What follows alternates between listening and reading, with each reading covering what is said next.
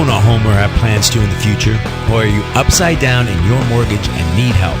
Tune in right now to the Call Toni Real Estate Radio Show with Toni Patillo and her co-host Carla Dennis. This is where you come to learn about buying real estate. Here's Toni.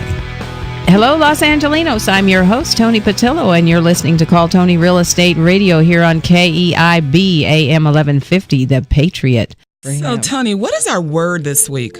My word this week is community. The definition of community is a group of people living in the same place or having a particular characteristic in common, right?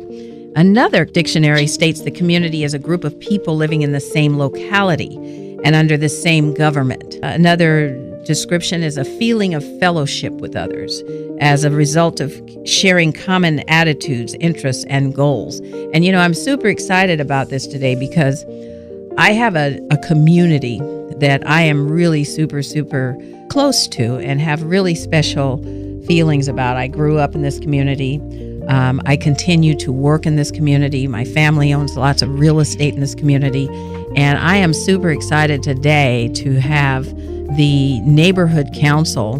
We're talking about the Pico Neighborhood Council, but I've got Jay Handel with me today, and he is the president of the West Los Angeles Neighborhood City Council. He's been involved for many, many years with this type of work. It's very important for those homeowners who live in communities and for them to understand the value of neighborhood councils. So without further ado, I'd really like to bring on Jay Handel. Jay, thank you so much for joining us today. It's my pleasure. Tell us a little bit about your background, because I know you've been very, very instrumental in this circle for quite some time.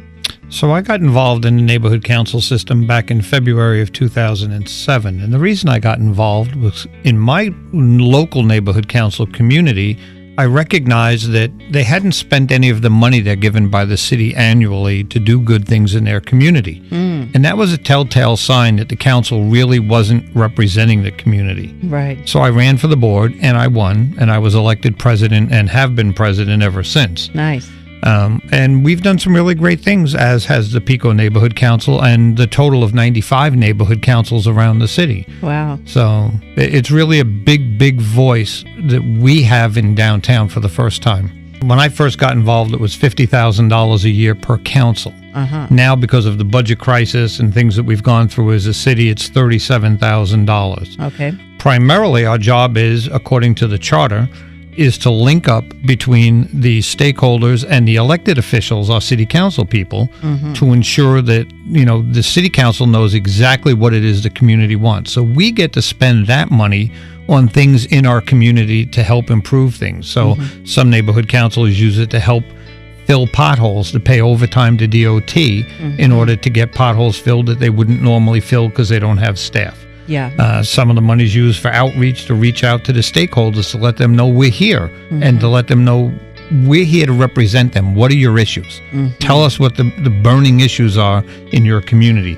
And when you go through the entire neighborhood council system, they change depending upon the neighborhood. Yeah. One neighborhood, we have not enough police, we need more protection. Other neighborhoods, we have too many police, we need better schools, we need food, we need options, we have homeless issues. So we deal with the whole gamut from top to bottom, which ultimately, in the end, comes back down to what happens to the property owners and the renters in the area and their quality of life and the value of their properties. Right.